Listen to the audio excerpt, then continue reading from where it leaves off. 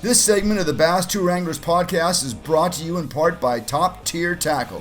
With over 30 years of experience in the rod building industry, look for Top Tier's XT, Affinity, and Valor series this fall, wherever fine tackle is sold.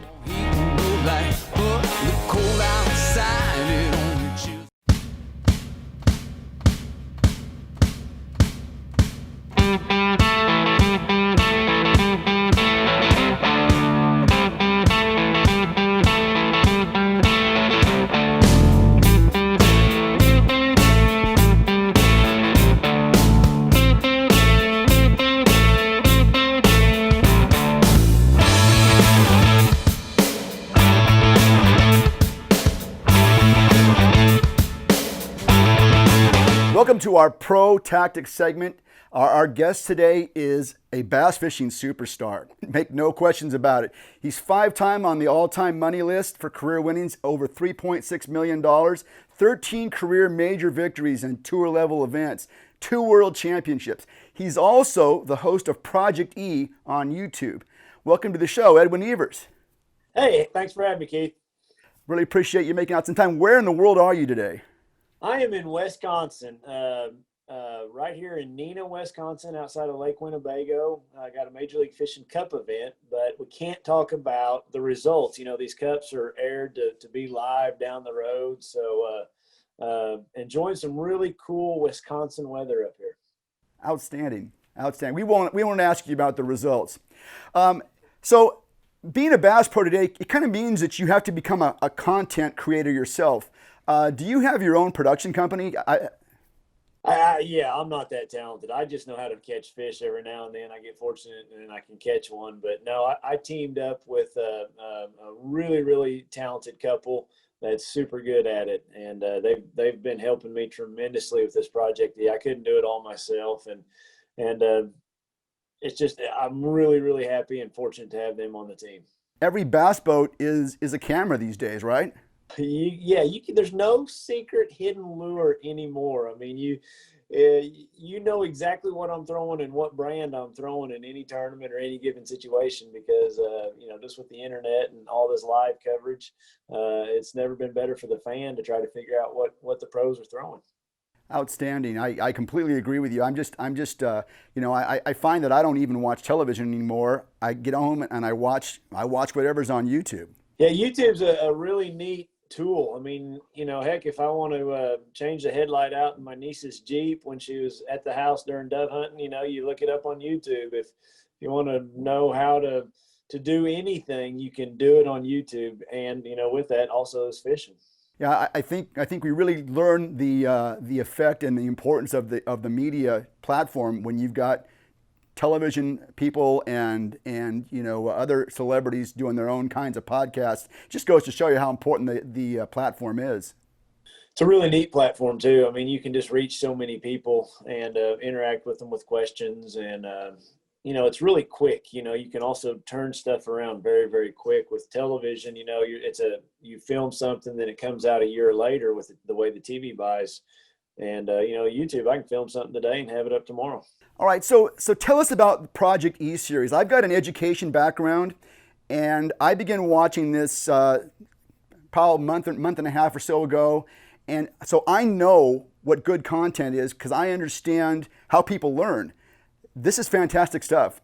My whole goal with Project E was just to be able to teach and to be able to help other anglers. And, I just felt like through YouTube, I would have an opportunity to fish a lot of different lakes, teach on how I break those lakes down. People can learn from my mistakes. I'm not saying the way I do it's right or, I show it all. I show the good, the bad, and the ugly. So, there's some really good stuff, and then you'll learn the stuff that I do wrong, and we'll both learn from it. But it's been a lot of fun, and it's just an instructional YouTube series that basically comes out every Tuesday. And, I film all over the country for it, and it's been a lot of fun doing it. So the motivation, obviously, to teach, but I gotta believe that sponsors love this kind of stuff too, right?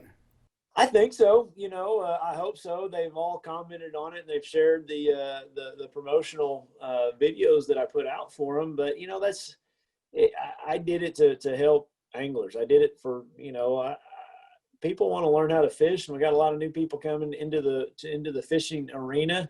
And all the projectees aren't from a bass boat, the deck of a bass boat. Some of them are going to be from ponds, some of them are going to be from a river or a kayak, or the ways that I got started fishing. So when I started as a kid, I didn't have parents that fished, and they didn't bass fish at all. And it took me a long time to learn and to read. Back then all we had was magazines to read. And now with YouTube, I hope to help some kids out there that maybe have parents that don't bass fish. And, maybe through YouTube, they can learn the right ways to do a few things. You said something a second ago that's a really big deal. Obviously, with the quarantines and the shutdowns because of the COVID-19, we have maybe more people now coming back to fishing or coming into fishing than have been there. I can't believe, when I go into tackle shops, I can't believe the crowds I see there, and I can't believe the fact that they're having a hard time keeping stuff on pegs. Hey, the lakes are the same way. Every day I've been on the lakes. It's like Labor Day, 4th of July, Memorial Weekend, every day of the week. It's usually, going to the lake's a good place to quarantine and be away from people, but some of those lakes have been pretty crowded. So that's a great thing, though. It's a really neat sport, and I think it's good for kids, and families to bond and spend time together. How is the response? I mean, we get comments on our YouTube posts. What kind of response are you getting from folks?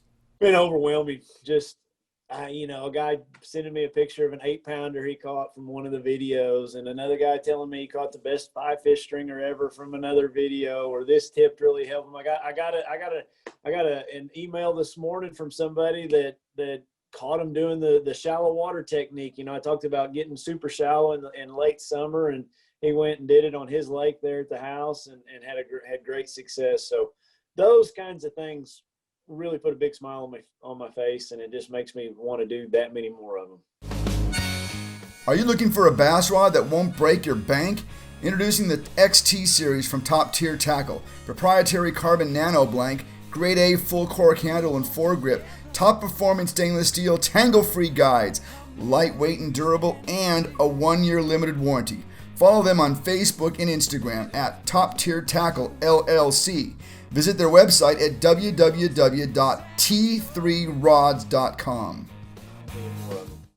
We're speaking with Edwin Evers. He's a bass fishing superstar. He's the guy in charge of Project E. If you haven't seen that on YouTube yet, you got to make sure you start looking at that. It's an amazing how-to series. Edwin, a pair of episodes that really got my attention were the episodes you did on using Google Earth to find fish. That to me, I mean, I know Google Earth has been out there for many, many years. It never occurred to me to use it. After I watched Google Earth, you can add me to that list of people. I went out and found 3 crush points, 3 places on my lake where current pushes water through narrow spots. And I'm not telling anybody where those spots are, but it's my old lake, and it's producing like a new lake for me. Tell me about that. It's crazy, just Google Earth, how many bass tournaments, high finishes, wins I've had from using Google Earth. And maybe that's why I may be so tired the next day, tournament day, because there's times I've literally stayed up till 1-2 in the morning just studying Google Earth, trying to find as many waypoints to go fish the next day, and then I'll do it all over again the next night. I will go fish stuff brand new that I've never fished before straight from Google Earth. Now, I know you've got a football background. I know you played football in college. I'm guessing that film study was a lot of what you guys did back then. You do film study, you take it into the game, you feel a little bit better because you feel like you know your opponent a little bit. Is that where your study of Google Earth comes from? Because it feels like going into pre-fish with some spots, that's an advantage. Huge advantage. Just having the most amount of knowledge you can have on any body of water is going to give you a lot of confidence to go fish that body of water. So, with our rules, we can't get any outside information. I can't get the best local or the best guide for a lake. And, even if it's not a tournament, a weekend guide, they want to go have success when they go. And, spending 15 minutes to an hour on Google Earth, it helps narrow down your search. I've always said 90% of the bass live in 10% of the lake. And, with that Google Earth and some of the other videos I've done that, just kind of helps narrow that down for the guy to go out on a Saturday on his day off and hopefully put some fish in the boat. Now, you're not just going to Google Earth and looking at it one time. You're looking at various maps from various years because the water levels change, right? Absolutely. That's the beauty of Google Earth. They've taken so many different photos through the years, and obviously some lakes are better. The more populated lakes, the more houses around them, there's a lot more photos from the years back. And you'll catch a photo where the water is really calm and clear and you can see stuff underneath the water, or you'll catch a photo where the lake's flooded and you can see maybe where clear water's coming in. That'll be a spot to go check out. Or maybe you'll catch the lake with it frozen and you'll see a hole of open ice, and then you're like, oh, there's a spring there. I mean, there's just so many little things you can learn from Google Earth from going back in those photos. Wow, I don't fish too many lakes where there's springs, but that's something I would have never thought to look for. That's amazing. That's amazing. So going to a lake with a bunch of spots because you've also got a video, it shows how to take those spots that you found on Google Earth, load them into your electronics. So you're heading out to that lake with spots already in mind for pre-fish. That has got to give you a feeling of at least comfort, right? Oh, big time. I used to have to write them all down, then go to my unit and type those in. Well, there's a big margin of error there. Just you get to type in so many waypoints. It takes a long time. And a buddy of mine at Lawrence figured that out, Jacob. And, he shared it with me, and then I shared it with Google Earth. So it's a way that you can stick a card that goes into your unit, right into a computer, save all those waypoints that you just had, convert them over to where your depth finder will read them, and then load them into your unit. Tired of the same old? Check out the new Affinity Rod Series from Top Tier Tackle. Soft touch EVA split grip, custom 30-ton nano blank, C-grade reel seat, top performance stainless steel, tangle-free guides, ultra lightweight, superior impact and fracture resistant, and a limited 3-year warranty.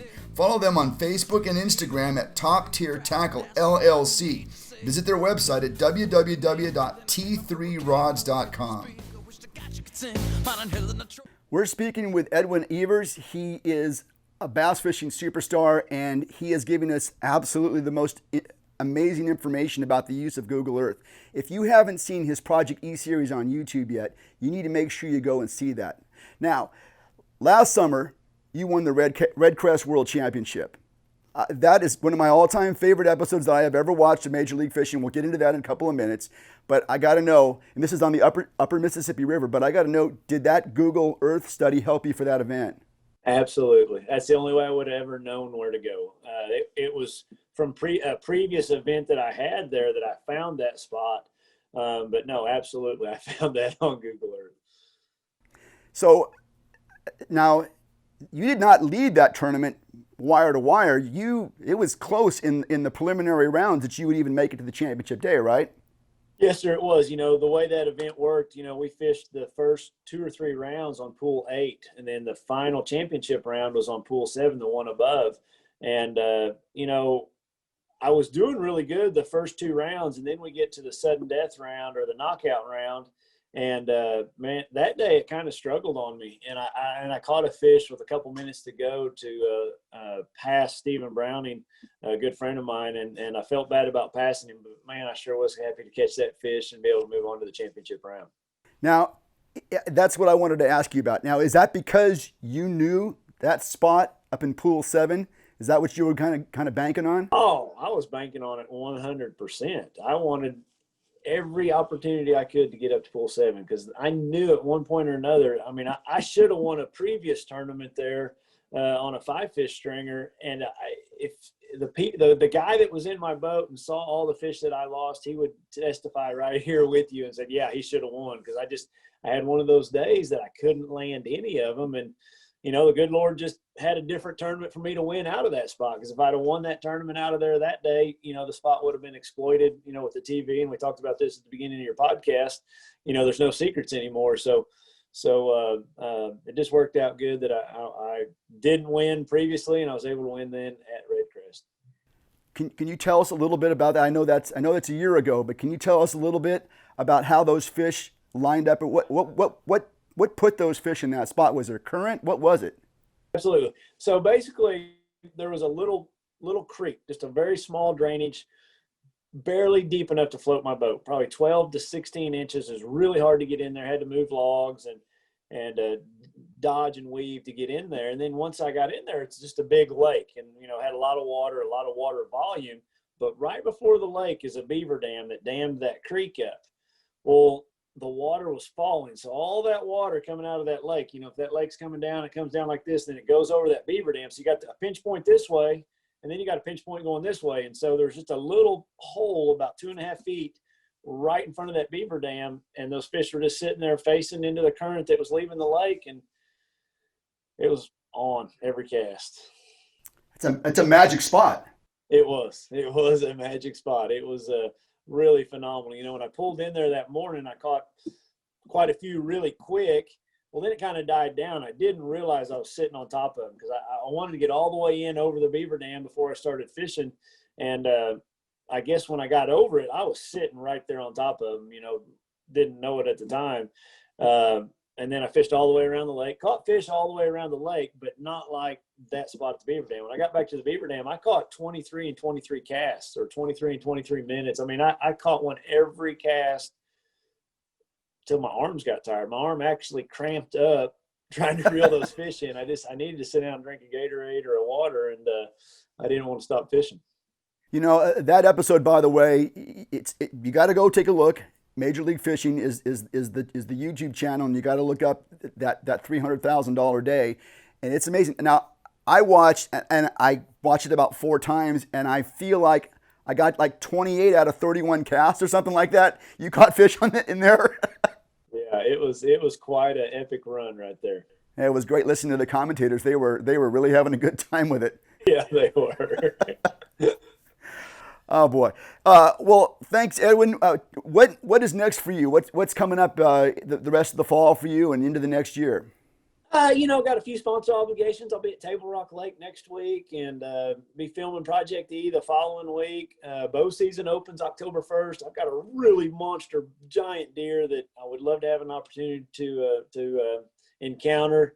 But other than that, just being home, being a dad, being a husband, spending as much time as I can with the family, just traveling all year. I really look forward to the fall. I'm going to have my son out there helping me harvest pecans. We'll start harvesting pecans about the 3rd week of October. And I think I got a pretty good crop. So if anybody out there needs some pecans, for those pumpkin pies or any of that stuff in Thanksgiving or Christmas, look me up on Edwin Evers pecans. I got some of the best fresh pecans and candied pecans that a guy could ask for.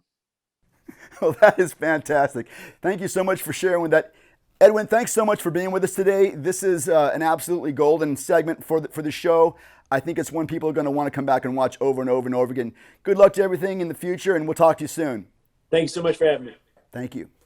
You could sing Modern Helen of Troy in a world style. Could start a religion with a launch coach smile, and